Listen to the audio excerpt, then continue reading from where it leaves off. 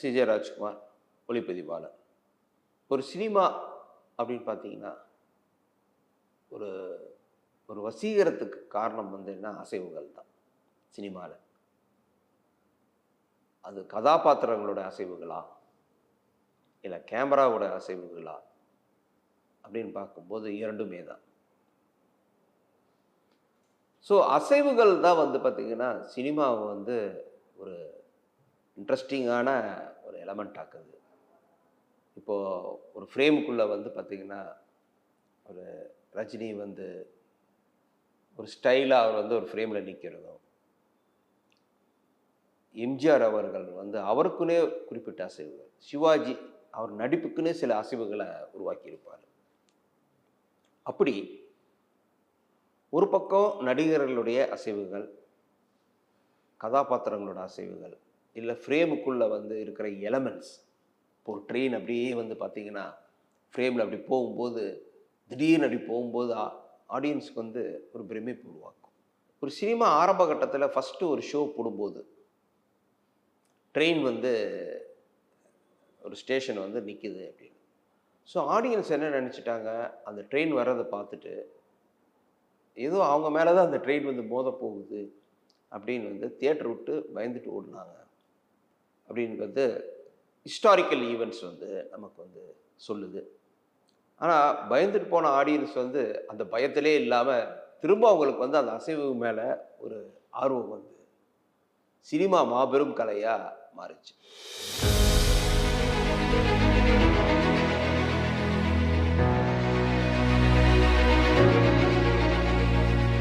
இந்த வீடியோவை உங்களுக்கு வழங்குபவர்கள் Paces Pay, secure digital payments with multiple features and great success rate. So அப்படி ஒரு முக்கியமானது வந்து பார்த்திங்கன்னா கேமரா மூமெண்ட்ஸ். கேமரா மூமெண்ட் வந்து ஒரு சினிமாவுக்கு வந்து ரொம்ப ரொம்ப முக்கியம். அது வந்து ஒரு சர்க்கரை இல்லை உப்பு மாதிரி தான் பயன்படுத்தணும், தேவையான அளவுக்கு தான் பயன்படுத்தணும். கேமரா மூமெண்ட்ஸ் வந்து என்னுடைய அடிப்படையில் என்னென்னா, அதிகப்படியான கேமரா மூமெண்ட்ஸ் இருந்தால், இல்லை கேமரா மூமெண்ட்ஸே இல்லாமல் ஒரு படம் இருந்தாலும் உங்களுக்கு வந்து ரெண்டுமே வந்து ஒரு இன்ட்ரெஸ்டிங்காக இருக்காது. ஒரு ஸ்டெடி ஃப்ரேம்ஸில் வந்து ஒரு அழகு இருக்கத்தான் செய்யும், இல்லைன்னு நம்ம சொல்லவே முடியாது. ஆனால் அதே போல் மூமெண்ட்டுகளுக்கும் வந்து ஒரு கேரக்டர் இருக்குது படத்தில். ஒரு கேமரா மூவ் ஆகுதுன்னா அதுக்கு ஒரு காரணம் இருக்குது, நிச்சயமாக ஒரு காரணம் இருக்குது. இப்போது ஒரு கிளாஸ் ரூமில் ஒரு ஷாட் நம்ம வைக்கிறோம், அது நிறைய பேர் வந்து உட்கார்ந்துட்டுருக்குறாங்க. ஒரு 2 கதாபாத்திரங்கள் வந்து நம்ம கேமரா வந்து அவங்கள நோக்கி இருக்குது. அப்போ அந்த கேமரா என்ன ஆகுதுன்னா உங்களுக்கு வந்து ஒரு ஆப்ஜெக்டிவ் கேமராவாக இருக்குது, ஒரு விலகி நின்னும் பார்க்கும் தன்மையோடு இருக்குது. ஒரு அப்சர்வராக தான் கேமரா வந்து ஆடியன்ஸுக்கு வந்து கம்யூனிகேட் ஆகுது. மெதுவாக அவங்க 2 பேர், அந்த 2 கதாபாத்திரத்துக்குள்ள ஒரு ஹீட்டடான டிஸ்கஷன் வருது அப்படின்னு நம்ம வச்சுக்கலாம். அப்போ என்ன ஆகுதுன்னா அந்த நேரத்தில் கேமரா அப்படியே மூவாகி அவங்க க்ளோஸாக போகும்போது அந்த இன்டென்சிட்டி வந்து அதிகமாகுது. அப்போ அந்த கேமரா என்ன ஆகுது, கேமரா அது வரைக்கும் ஸ்டெடியாக இருந்த கேமரா அப்படியே மூவாகி போகும்போது என்ன ஆகுதுன்னா அப்சர்வராக இருந்த கேமரா ஒரு சப்ஜெக்டிவாக மாறி போகுது. இப்போ ஒரு மியூசிக் டைரக்டர் கூட கேமரா ஸ்டெடியாக இருக்கும்போது மியூசிக் போடாமல் அப்படியே அந்த கேமரா மூவ் ஆகும்போது அப்படியே அந்த மியூசிக் நோட்டு கூட போடலாம். ஸோ அந்த மாதிரி கேமரா மூமெண்ட்டுக்கு பல விஷயங்கள் வந்து தொடர்பு இருக்குது சினிமாவில். கதை சொல்லுதலில், ஆடியன்ஸோடைய பார்ட்டிசிபேஷனில். அப்போது கேமரா மூமெண்ட்ஸை பற்றி நம்ம வந்து தெரிஞ்சுக்கணுன்னா நம்ம பல்வேறு வகையாக நம்ம வந்து அதை பற்றி யோசிக்கலாம். ஒன்று வந்து கேமரா வந்து ஸ்டெடியாக இருக்கிறது, ஃப்ரேமுக்குள்ளே வந்து கேரக்டர்ஸ் வந்து மூவ் ஆகிறது மெயினாக, அது ஒரு வகை. தட் இஸ் கேமரா நம்ம ஸ்டெடியாக வச்சு இப்போ ஒரு ரயில்வே ஸ்டேஷன் போகிறோம், அங்கே ஒரு 2 பேர் நின்று காஃபி குடிக்கிறாங்க, அப்படியே முன்னாடி பின்னாடி நம்ம மக்கள் நடக்கிறாங்க, பின்னாடி வந்து அப்படியே ட்ரெயின் போகுது, இது ஒரு வகை. தட் இஸ் நம்ம ஃப்ரேமை ஸ்டெடியாக வச்சு அசைவுகளை வந்து ஃப்ரேமுக்குள்ளே இருக்கிற கேரக்டர்ஸ் மூலமாகவோ இல்லை அங்கே இருக்கிற எலமெண்ட்ஸ் மூலமாகவோ உருவாக்குறது. இன்னொன்று ஆர்டிஸ்ட் வந்து ஸ்டெடியாக இருப்பாங்க, கேமரா மட்டும் நகர்றது. இது ஒரு வகை மெயினா. இன்னொன்று வந்து ரெண்டுமே, கேமராவும் நகருது, ஆர்டிஸ்டும் நகருது. மூணுமே வெவ்வேறு தன்மைகளை உருவாக்கும்.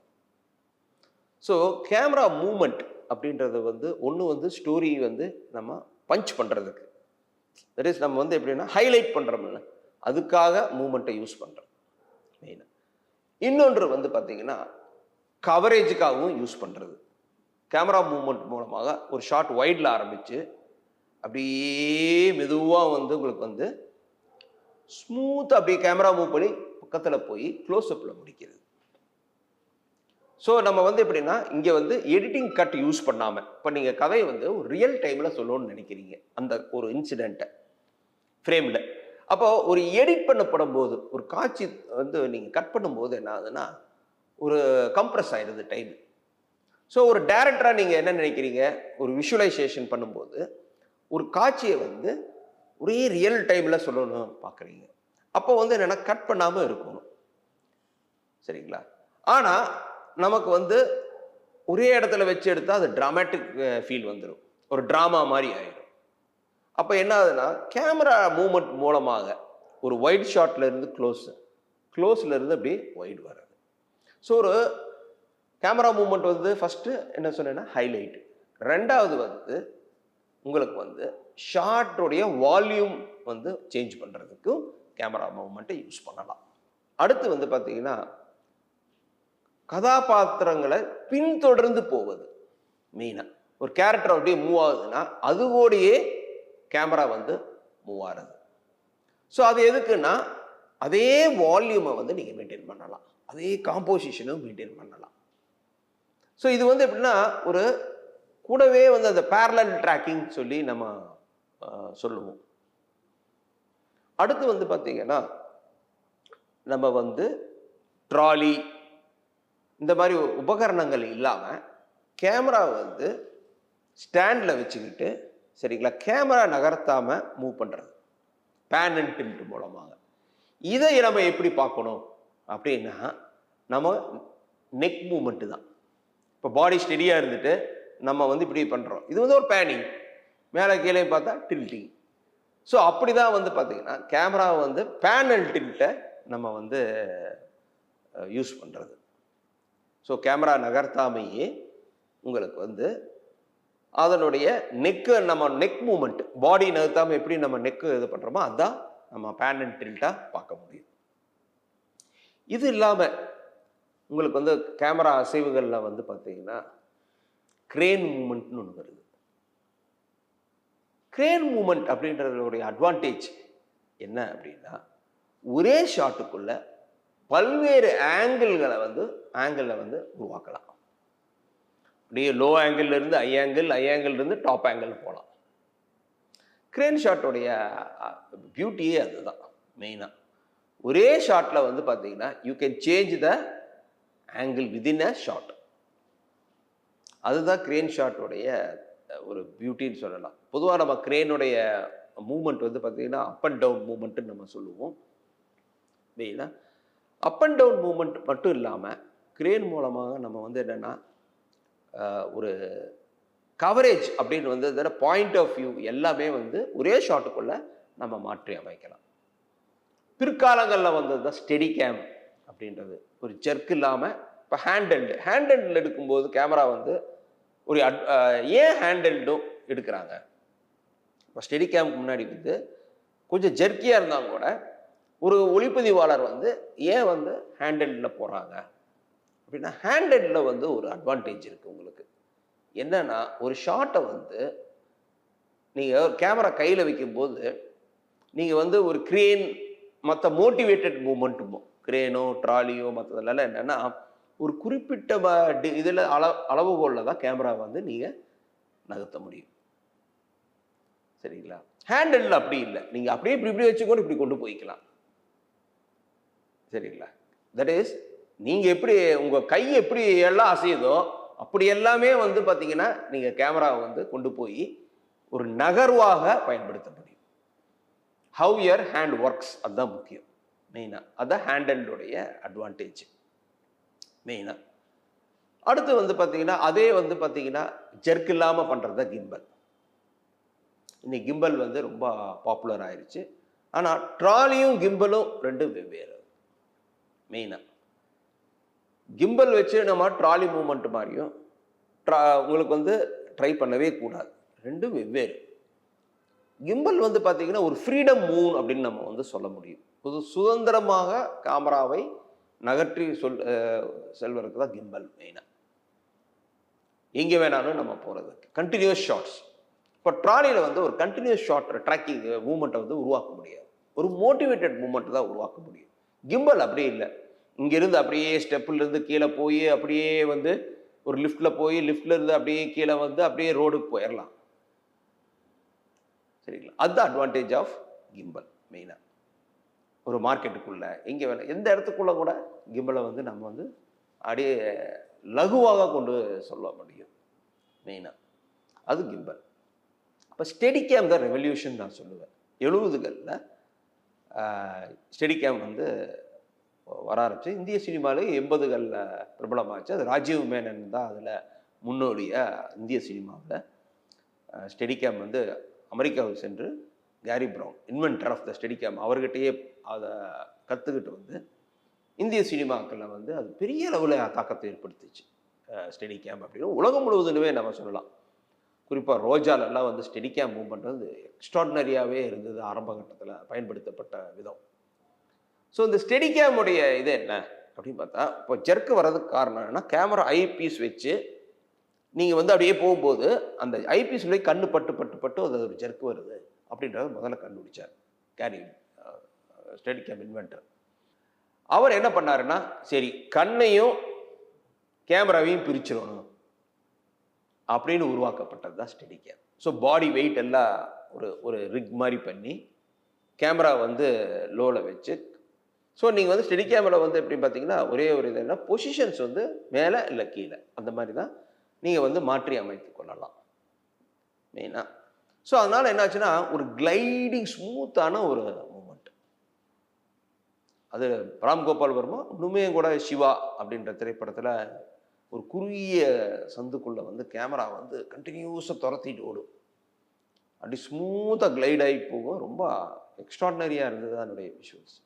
ஸோ இப்படி ஒரு ஒரு காலகட்டத்திலையும் வந்து பார்த்திங்கன்னா ஒரு அசைவுகளை மேம்படுத்தக்கூடிய உபகரணங்கள் வந்து கொண்டே இருக்கிறது. ஒவ்வொரு இது வரும்போது அதுக்கப்புறம் இப்போ மைலோ ரிக்கு மோஷன் கேப்சர் ரிக்குன்னு, that is motorised camera movement. That is ஒரு கேமரா மூவ்மெண்ட் நீங்கள் அமைச்சிட்டிங்கன்னா அதே மாதிரி வந்து நீங்கள் பல தடவை பண்ணாலும் அதே மார்க்லேயே வந்து அந்த இதெல்லாம் தான் வந்து இப்போ டபுள் ஆக்ட் பண்ணுறதுக்கு வந்து உங்களுக்கு வந்து ஒரு 2 கதாபாத்திரங்கள் நடிக்கிறாங்க, அதில் கேமரா மூவ் பண்ணணும் அப்படின்னா உங்களுக்கு வந்து இந்த மாதிரி மோஷன் ரிக் கண்ட்ரோல்